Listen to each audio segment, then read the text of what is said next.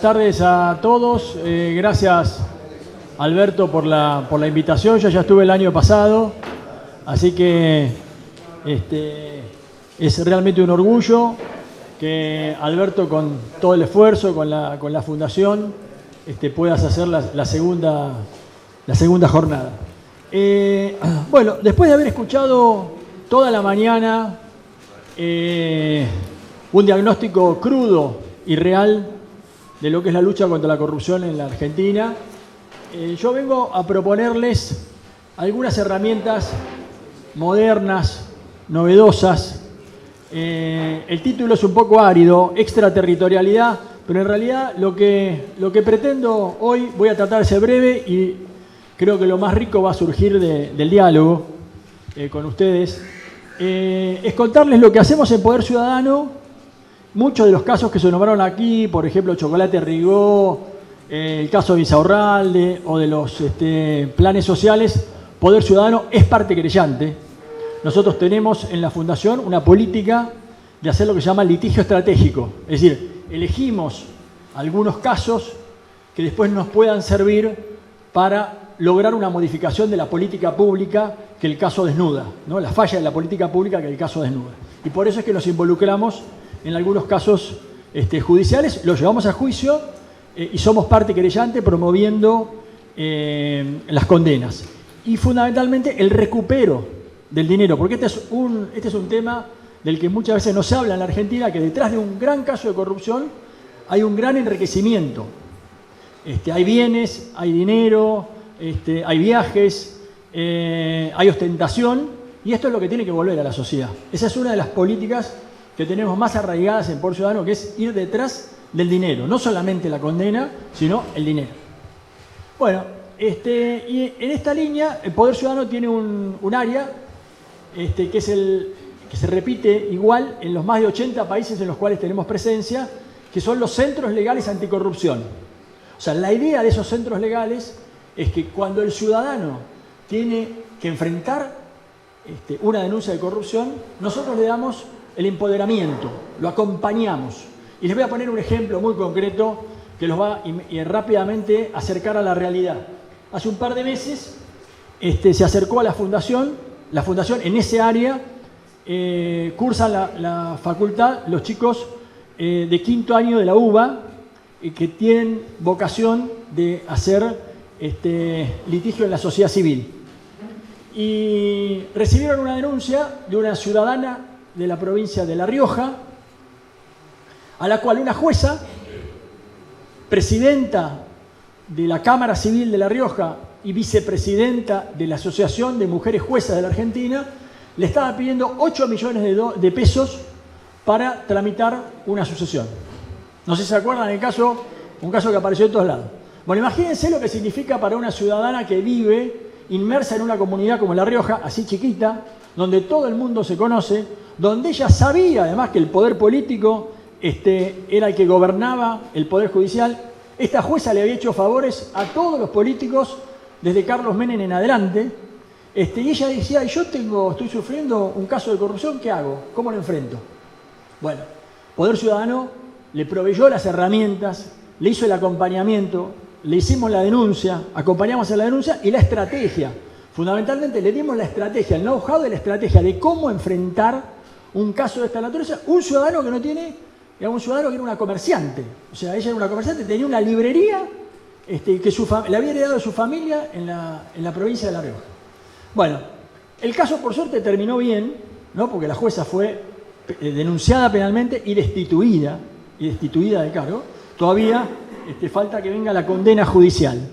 Pero entonces, me parece que el mensaje que yo quiero transmitir es que muchas veces se puede ser eficaz en la lucha contra la corrupción y por eso les quiero explicar algunas herramientas más modernas. El año pasado cuando vine, les conté que en la lucha geopolítica que hay de cómo se controla la corrupción en el mundo, la Argentina siempre venimos muy atrás, ¿no? Acá Cecilia hablaba por ejemplo, de los programas de compliance. Los programas de compliance en la Argentina son ley desde el 1 de junio del año 2018. Antes no teníamos nada. Y eso obedeció a que un presidente como Macri quiso ingresar a la OSD. Entonces, OSD nos dijo, ¿ustedes quieren ingresar a este club selecto de países ricos? Bueno, tienen que tener estas normas. Ley de acceso a la información, que ahora la quieren reglamentar para achicarla y para cortar el poder, y ley de responsabilidad penal de las personas jurídicas. Entonces, bueno, lo que vemos en esa lucha geopolítica donde el año pasado cuando vine les conté que los que vienen liderando, obviamente, y muy adelantados, son los americanos. Estados Unidos es el primer país que lidera esta lucha. Y les contaba el año pasado que Europa, por ejemplo, todas las privatizaciones que nosotros vimos en la Argentina se hicieron a fuerza de corrupción. ¿Y por qué? Porque para los europeos, hasta que Estados Unidos no hizo fuerza, la corrupción era un gasto. Y estaba documentado en los balances de las empresas privatizadas que pagaban sobornos a funcionarios latinoamericanos. Entonces, la verdad que, como vamos viendo, la lucha contra la corrupción es dinámica, es dinámica. Y nosotros estamos muy acostumbrados a focalizarnos en el caso judicial. Y decimos, bueno, va a venir la condena judicial. Ahí María Eugenia contaba, bueno, promedio en la Argentina un caso de corrupción tarda 15 años. Las condenas en el caso de Chocolate Rigó, estamos contentos porque está detenido, pero la verdad que hemos resistido varios pedidos de excarcelación, recusaciones a la fiscal. O sea, en cualquier momento lo van a liberar a Chocolate Rigó, eso no lo voy a engañar. Y la condena va a tardar 10 años en estar firme. Entonces, tenemos que buscar otras alternativas, ¿no? Me parece que hay otras alternativas y tenemos que estudiarlas y además se van modernizando las alternativas. El año pasado cuando vine, les conté que hubo una norma que llevó a los americanos a liderar la lucha contra la corrupción, es la conocida ley FCPA, Foreign Corrupt Practices Act.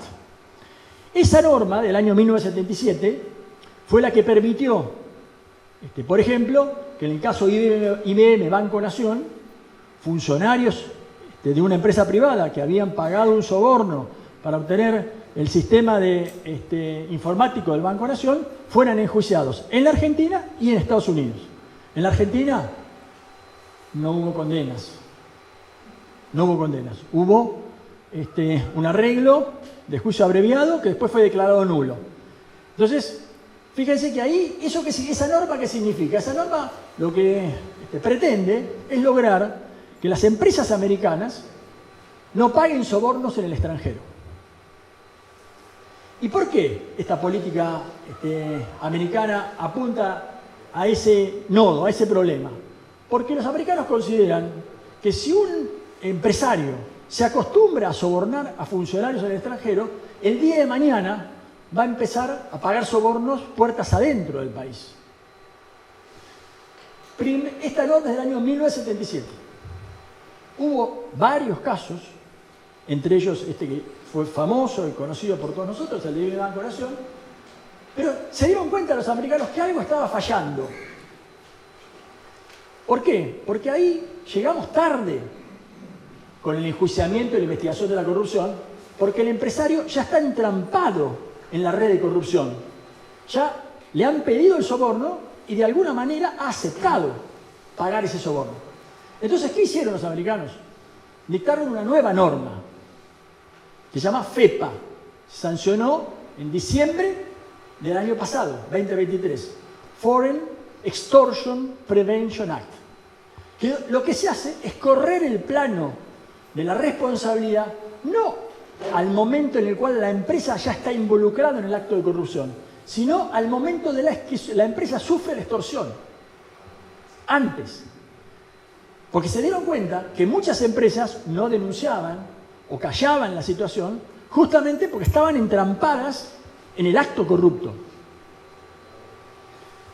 Muy bien, esta norma FEPA es una prioridad ahora del Departamento de Justicia americano y entonces hay toda una política que las ONGs, y por eso es que yo quiero transmitir un mensaje esperanzador, que están buscando casos en Latinoamérica para que puedan ser llevados a litigar en territorio americano sobre la base de la vigencia de esta nueva norma.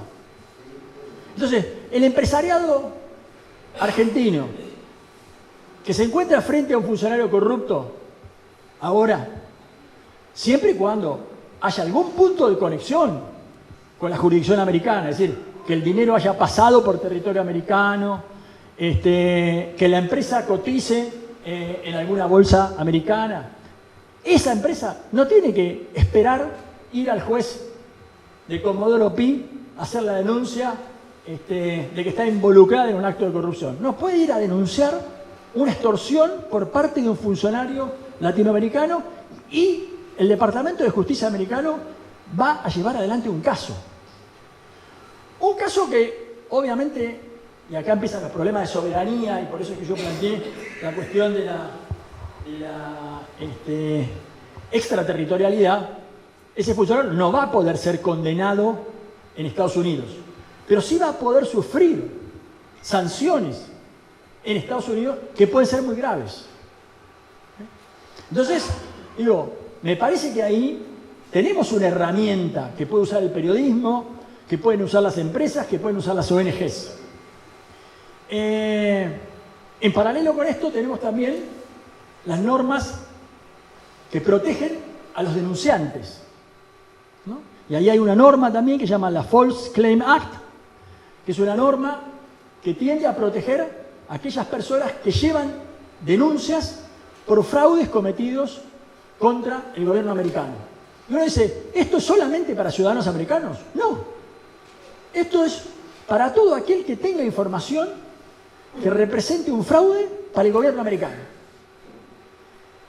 Y ustedes, ahí tengo algunos números, por ejemplo, esas normas que protegen a los whistleblowers, a los arrepentidos que hacen denuncias, han permitido solamente en el año 2021 $52.000 millones de recuperos. ¿Y saben esa norma además qué permite? Permite que el denunciante se lleve hasta un 15% de lo que recupera el gobierno americano. Es decir, que además la lucha contra la corrupción en ese sentido puede ser un buen negocio para los denunciantes. Bueno, y en paralelo con esto, les quería contar también que hay un interés muy fuerte del Departamento de Estado de aplicar sanciones selectivas. ¿Saben lo que son las sanciones selectivas? Muy bien. Sanciones selectivas están fundamentadas en dos normas también. Una es la Global Magnitsky Act.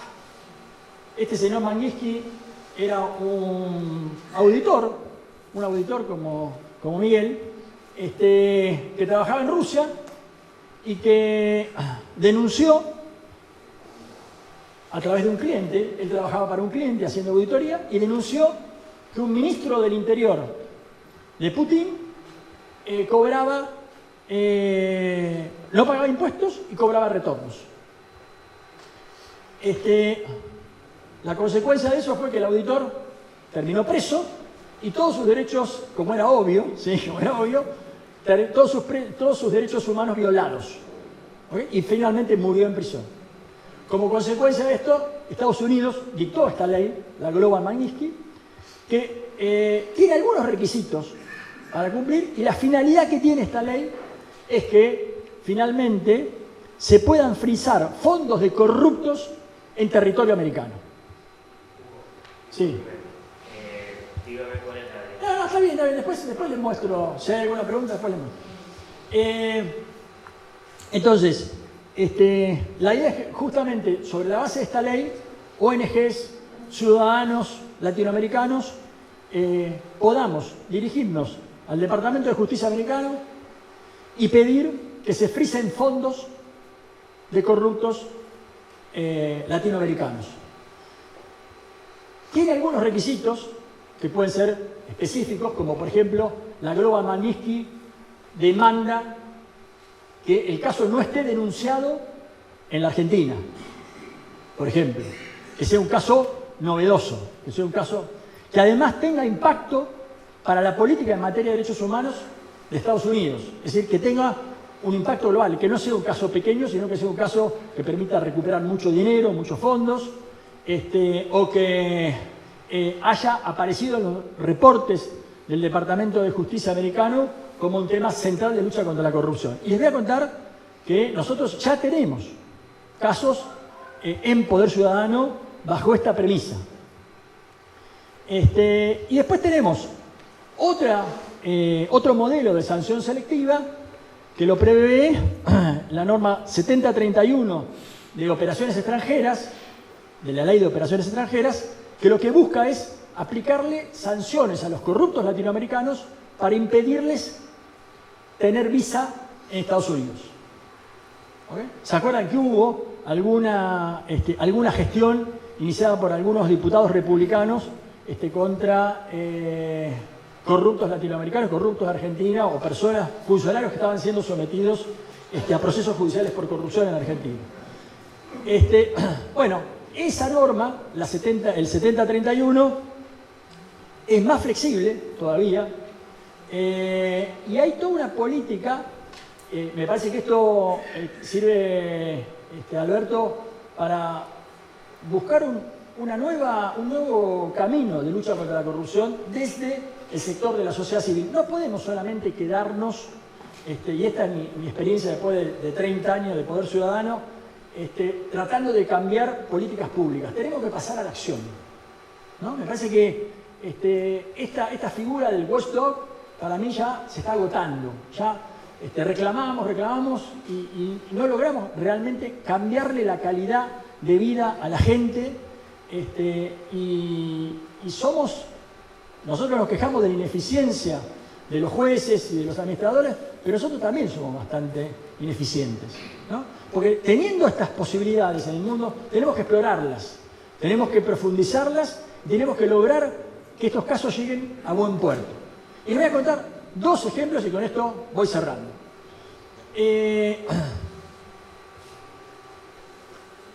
Nosotros, a raíz de los casos en los cuales que litigamos estratégicamente, estos casos judiciales que litigamos estratégicamente, fuimos contactados por una ONG americana, justamente para aplicar a la posibilidad de que se genere una sanción selectiva a los funcionarios corruptos argentinos que están siendo investigados en esos procesos, ¿no?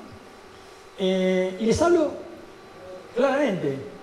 Es el caso, digamos, después de un proceso de selección, se eligió un caso en particular que tiene que ver con el financiamiento de los planes sociales y el aprovechamiento de algunos funcionarios venales que se quedaban con ese dinero.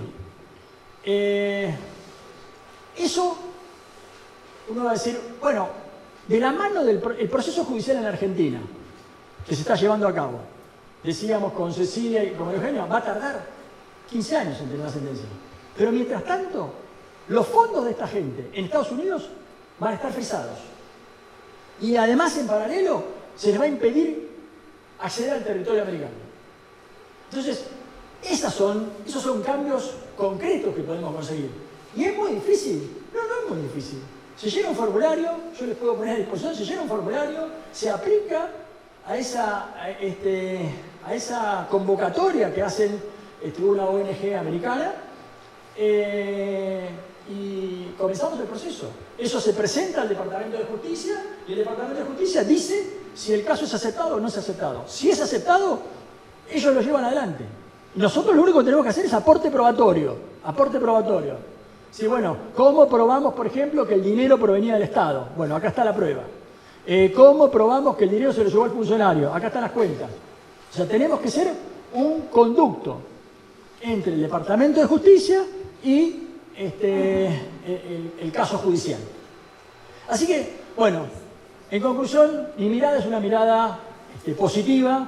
Tenemos que ayornarnos, no tenemos que quedarnos solamente en la comodidad de que tiramos piedras contra el poder. Por ejemplo, ahora nos cambiaron la ley de acceso a la información, ¿no? Esta es una lucha de la sociedad civil de los últimos 30 años. Primero logramos que hubiera un decreto, el 1172, después durante el gobierno de Macri, la ley. Y ahora nos la reglamentan y nos la achican.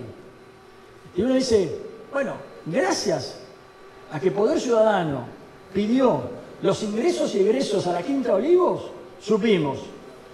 Caso Cuadernos, quién entraba, quién salía, que coincidía con las anotaciones del chofer del funcionario corrupto. Supimos de la fiesta de Olivos. Bueno, entonces uno dice, es una herramienta valiosa, no tenemos que permitir que la achiquen.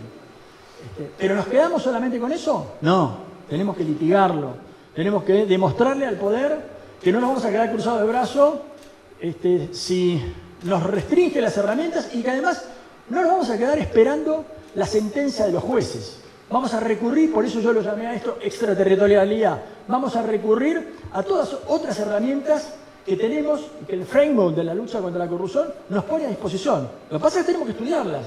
La FEPA, por ejemplo, la Extortion Prevention Act, es de diciembre de 2023. Es una norma muy nueva. Tenemos que difundirla, tenemos que capacitar a las empresas que no se dejen extorsionar por los funcionarios y que cuando haya un caso se animen a venir a vernos, al ALAC, a la Facultad de Derecho, y que nosotros vamos a acompañar a llevar esto al Departamento de Justicia americano. Me parece que tiene que haber una lucha dinámica, no quedarnos cruzados de brazos. Nada más. Muchas gracias. Sobre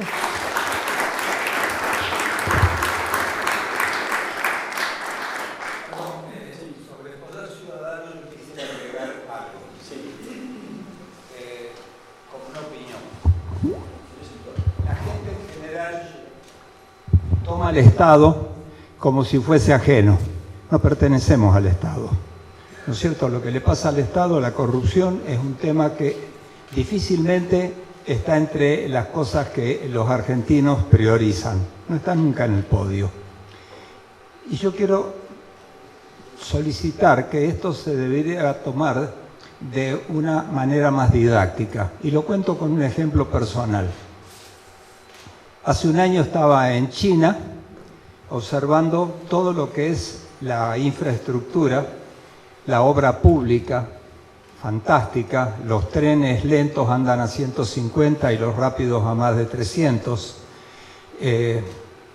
todo en orden, muchísimo construido, y recibo un mensaje de mi jardinero, porque vivo en una zona rural, y me dice: Erich, se robaron las bombas.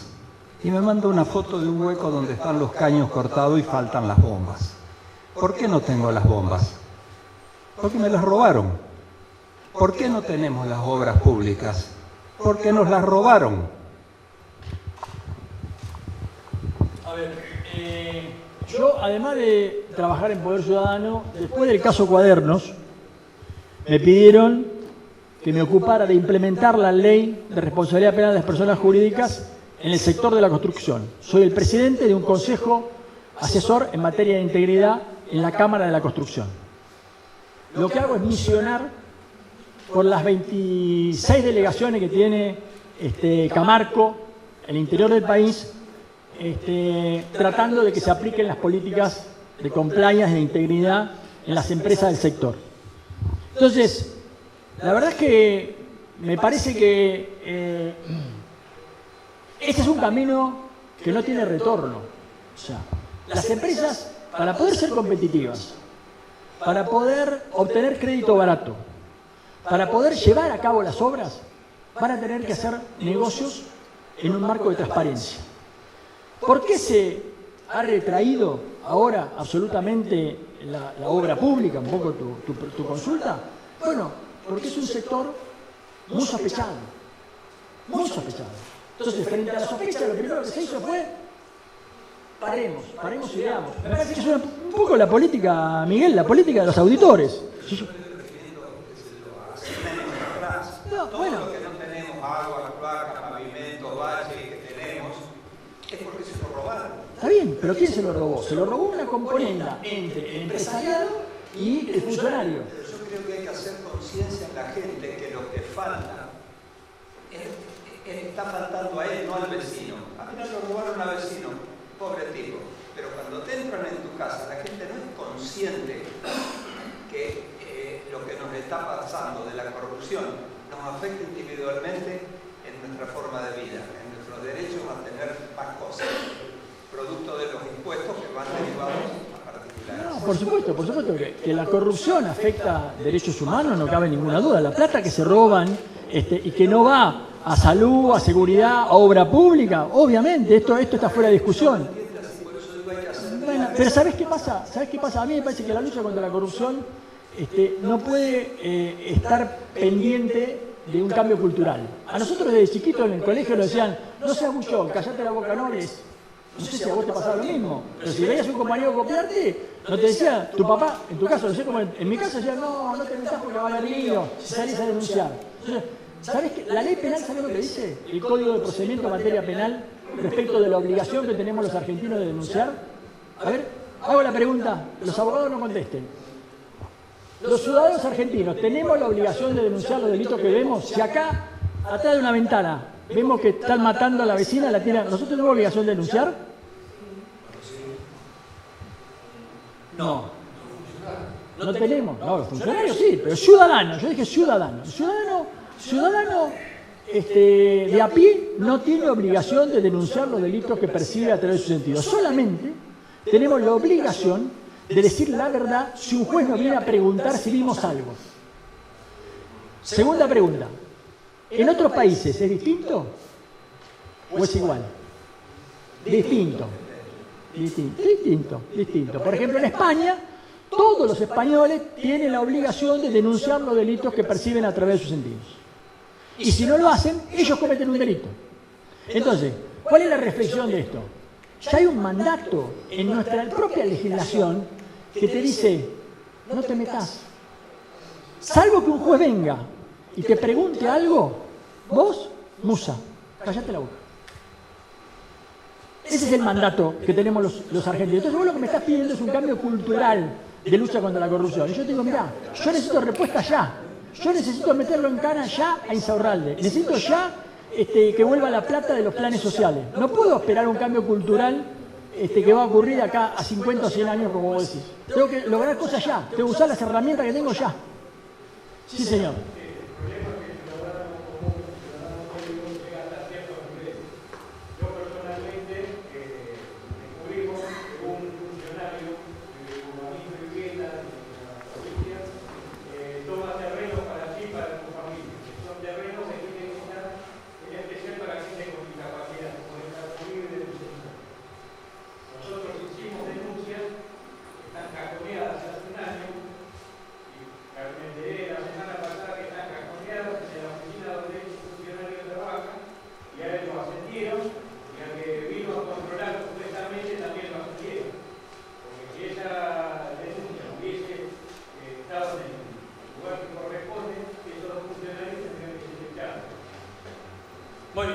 Yo, me parece que excede. Acá tenemos, usted es como la ciudadana de La Rioja que vino a vernos diciendo, hay un juez que me pide 8 millones para mover el expediente. Yo lo que le ofrezco es que usted se comunique a Poder Ciudadano, al área de asistencia legal anticorrupción, nosotros le vamos a decir el camino. Le hago una pregunta. ¿El cambio de gestión de gobierno cambió algo? ¿Eso sigue todo igual? O sea, las capas de la corrupción, o sea, va cambiando el político de turno, pero las capas de la corrupción van quedando, ¿no?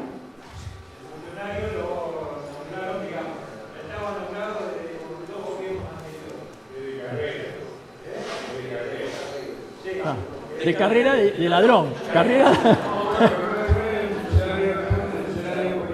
Sí, está acá.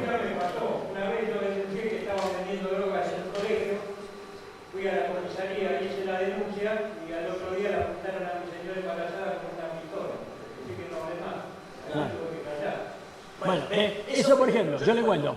Yo fui secretario en el juicio de los comandantes, ¿no? Hoy no sé con quién hablaba. Estracera y Moreno Campo, que eran los dos fiscales, tenían que convencer a la gente, a los ciudadanos, que hablaran. ¿Pero que hablaran contra quién? Contra los militares que hace un año que estaban en el poder, habían estado en el poder. Entonces, lo único que había era confianza en el funcionario, confianza en el fiscal que llevaba adelante el caso. Porque no teníamos ni programa de protección de testigos, ni posibilidad de cambiarle la identidad, ni posibilidad de ayudarlos económicamente. Entonces, era un salto al vacío. Y la verdad que cuando vinieron las sazonadas militares de los años 87, ¿se acuerdan? Albatro, Cara Pintada, bueno, los testigos se agolpaban en la puerta de la fiscalía y decían, ¿y ahora? Si vuelven los militares, ¿nosotros qué hacemos? Y nosotros dijimos, nos vamos con ustedes, cruzamos Uruguay todos juntos, porque no había nada. En ese sentido, 40 años de democracia mejoraron. Tenemos programas ahora de protección de testigos, tenemos programas de reinserción y cambio de identidad. Ustedes me dicen, ¿es lo mejor? No. Hace falta perfeccionar esto. Hace falta perfeccionar. Sobre 24 provincias tenemos 17 subsistemas de protección de testigos. Algunos de los cuales, por ejemplo, yo le digo, por ejemplo, el programa de protección de testigos de Río Negro le promete a los testigos cambiarle la identidad. Yo le digo, ¿la provincia de Río Negro puede cambiar identidades? No, porque depende del gobierno nacional. Bueno, o sea, le mienten a los testigos, pero por eso hay que coordinar las acciones. Pero por lo menos tenemos algo más que en el año 83. Bueno, ¿algo más?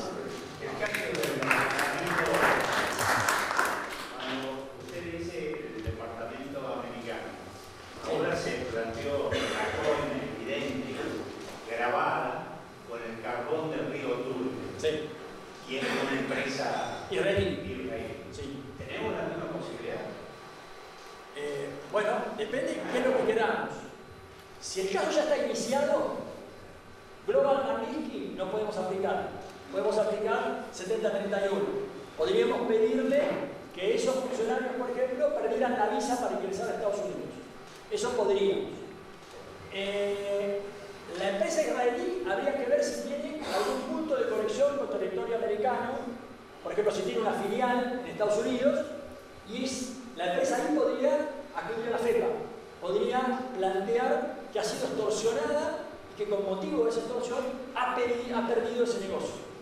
O sea, y más allá de lo que investigue la justicia de qué provincia es, eso es Santa Cruz, de Santa Cruz, seguramente el Departamento de Justicia de Estados Unidos va a avanzar mucho más rápido y va a aplicar castigos y frisar fondos y todo más rápido que la justicia de Santa Cruz.